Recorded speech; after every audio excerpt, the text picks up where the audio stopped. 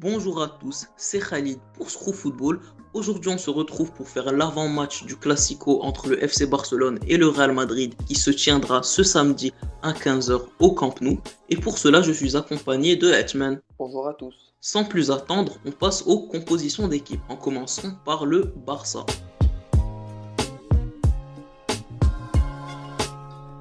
Pour la FC Barcelone, on retrouve une équipe joueuse qui a commencé la saison d'une manière très encourageante avec des victoires face au Celta Vigo et face à Villarreal. Ensuite, malheureusement enchaîné par un nul face au Séville et une défaite face à Retafe très frustrante. Mais la semaine dernière, on a retrouvé le FC Barcelone très compétiteur suite à leur victoire face à l'équipe hongroise de Ferencváros.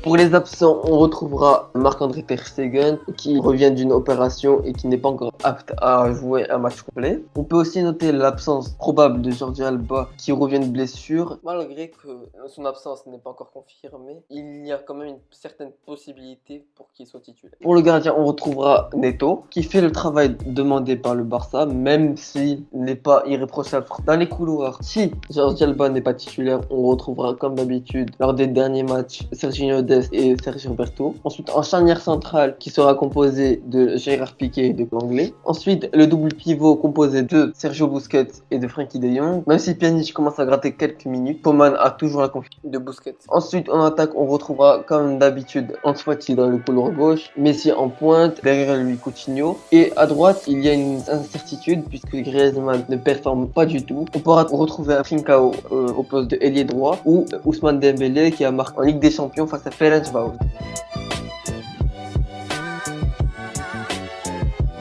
En ce qui concerne le Real, leur dynamique n'est pas très bonne. Leur début de saison est compliqué en Liga et c'est pas mieux en Champions League après leur défaite 3-2 chez eux face au Shakhtar Donetsk. Offensivement, c'est assez poussif et on n'arrive pas à distinguer un réel plan de jeu chez les Madrilènes. De plus, les absents sont importants, Carvajal, Eden Hazard et même Sergio Ramos qui est douteux pour affronter le FC Barcelone samedi.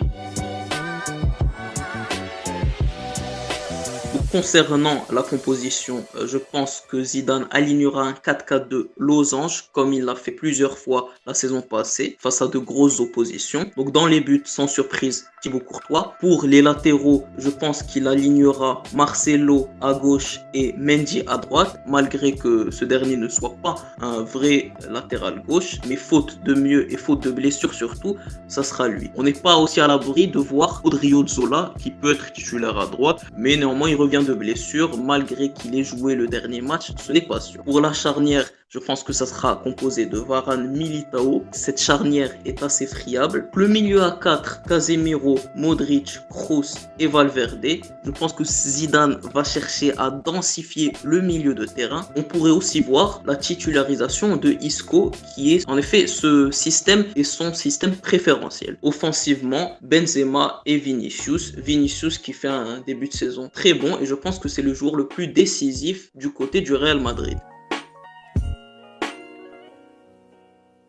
Personnellement, à cause de la méforme du Real Madrid, je pense que le Barça va remporter la rencontre 2-1 ou 3-1. Même si le Real est capable de se réveiller, puisque Zidane possède un ultimatum de la part du club. Mais je pense que le match sera dominé par le Barça.